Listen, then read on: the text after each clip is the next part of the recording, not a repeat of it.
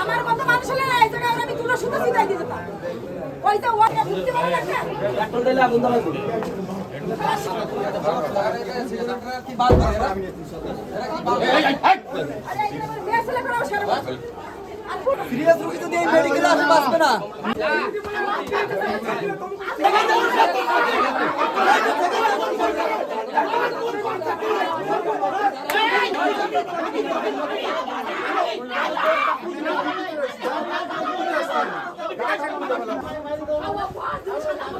তোর বন্ধু দিদি তুই মরবে কিনা